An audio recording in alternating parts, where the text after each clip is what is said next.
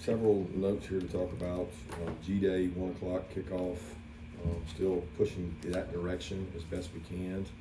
I wanted to talk about Daniel Calhoun. He's going to miss the rest of spring. He's got a foot injury that he's dealing with. He was doing a great job competing for one of the starting guard spots. And it's not a major injury. It's just one that's going to cost him the next 3 weeks to do that. And then the hiring of two of our assistants, new assistants on offense. Both Phil Rosher and John Lilly will be helping out Coach Bolo and his staff on the offensive side, as well as all of us will be there to help us. With that, I'll open it up. So we haven't had a chance to talk to you since last week of the off-field arrests for some players. I want to ask you about that, just your reaction to that, and also the steps you and the administration have tried to take in the last several months to avoid this kind of thing. Yeah, disappointed, obviously, in those two young men and the decision-making process for each one. Both of them are younger players and have made crucial mistakes. As far as the process we followed, it's not been several months. It's been several years in terms of defensive driving courses, having players ride and learn how to drive, just like my two kids did with a driver's service. Josh Brooks has done a tremendous job meeting with every player. We've had several speakers come in, and we continue to educate. We're not going to stop at that. It's very unfortunate that one of those young men got his driver's license within 1 month of that happening at 18 or 19 years old. And it's amazing how many kids come to school now without a driver's license. So it's no excuse, but one of those things we will continue to educate and discipline our guys to try to correct it. Kirby, I think it was last week that you said you felt like you guys were a long way from good. You guys are about halfway through spring practice. Where do you feel like you guys have made the most progress, and what are you still looking for with what's left of spring practice? Most progress. Ooh.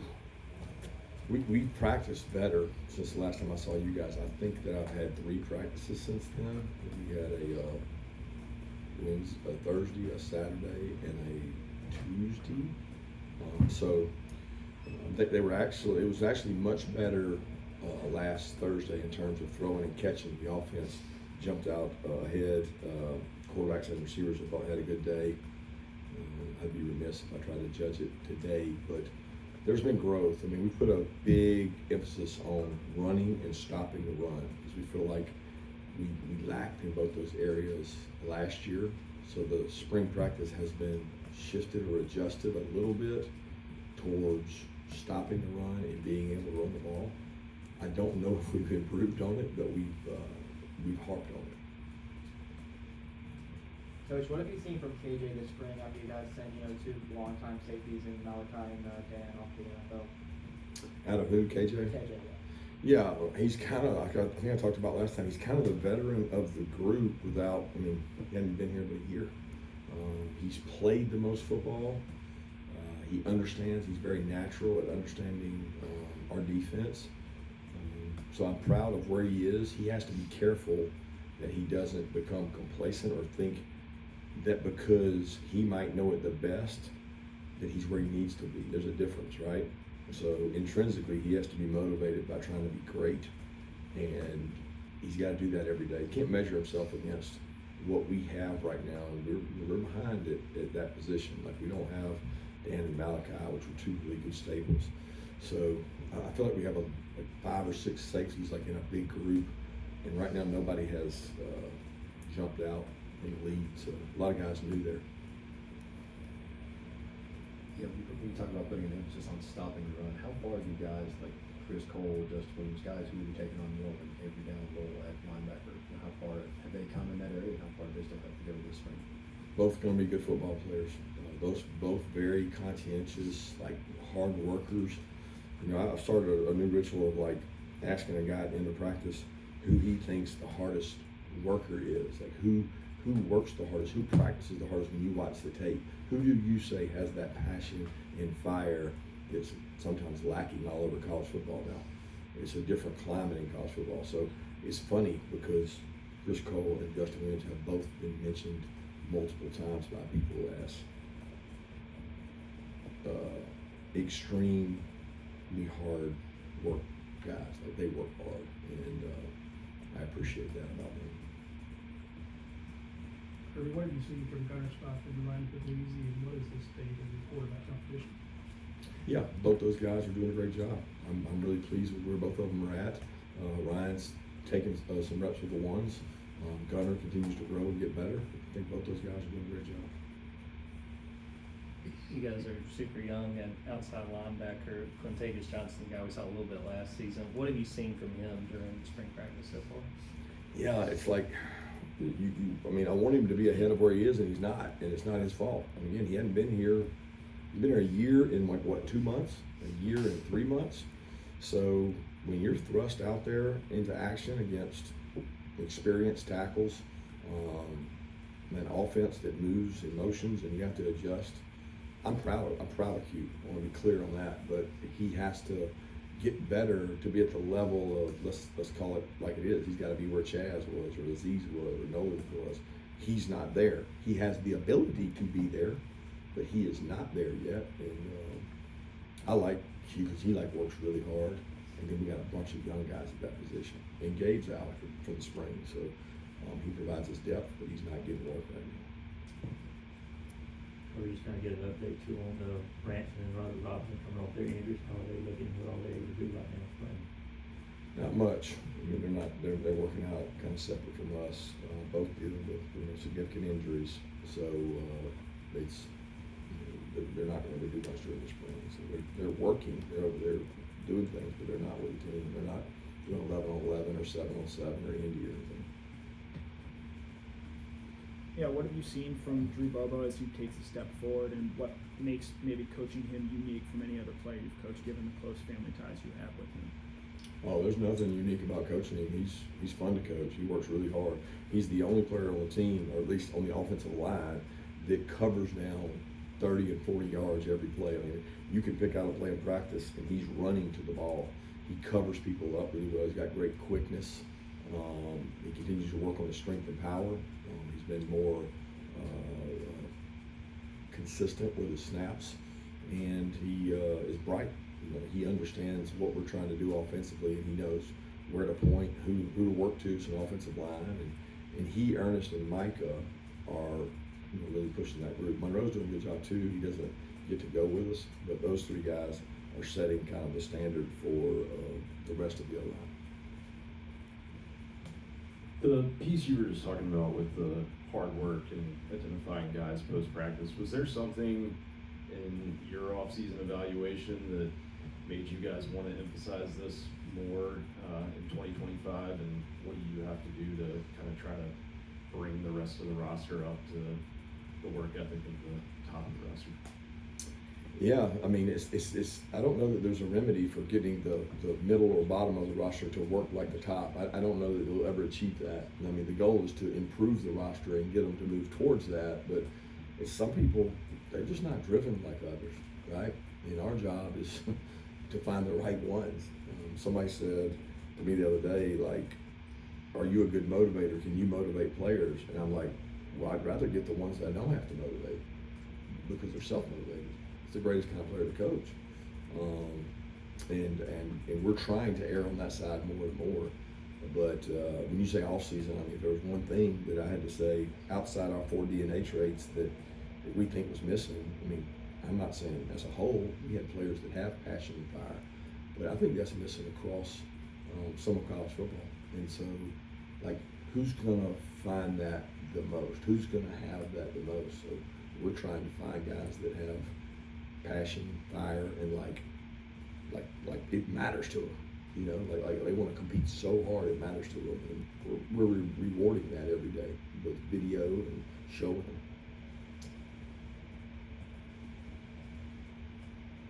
Other than Nate, with Roderick and Branson limited this spring, how are the other younger running backs coming along? Chauncey and Dwight have been great bright spots there. In my opinion, they both are getting better. They're competing. Dwight's hit some big runs. Chauncey's made some really good cuts. Nate's been very consistent. And then Dylan Bell has taken some reps there. We mix Dylan in practice to practice. He works in the slot. He's tried to develop as a wide receiver and a back. He's been great in like a good attitude and being committed to coach. If it means me playing 10, 15 snaps at back, I want to do it. If I can develop as a slot, I want to do it. So those guys have been good. A couple of young guys, Micah Bell, Dylan's brothers, doing a good job in there getting reps. Wade Penn has done a nice job. So really proud of the way those guys compete and work and take the reps. Kirby mentioned a couple of years of driving issues. Have you ever thought about saying, look, there's an ultimatum. Normally each guy is going to be judged on what he does first defense. That's just on you. But we've had so many. Have you ever said, look, the next person that this happens to, if the consequences go on? No, I don't believe in ultimatums when it comes to that. I really don't think that's a recipe for the problem. I don't think that solves anything. We'll continue to look at each one of these on a case-by-case basis, and there's things that surround each one of these outside of just the immediate reaction is, how in the world can this happen again? And I get that, but each one in a case-by-case basis, you have to look at it if these are your children, because that's the way I look at it. And I look at what I would do with my children, and there's 18 to 19 to 20-year-olds.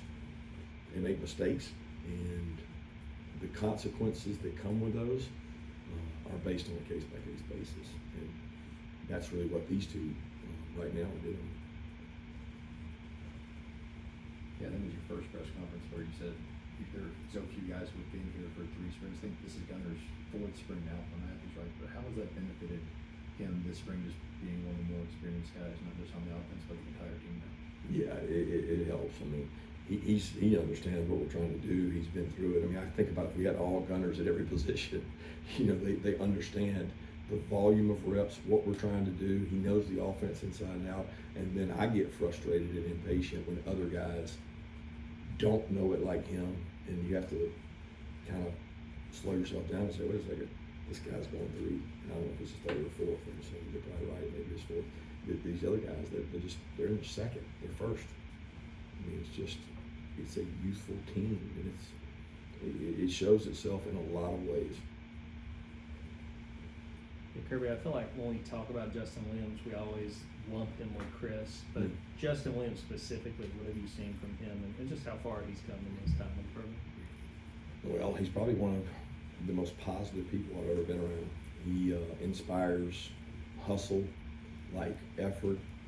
I just love the kid's energy. He's never down in the dumps. He competes.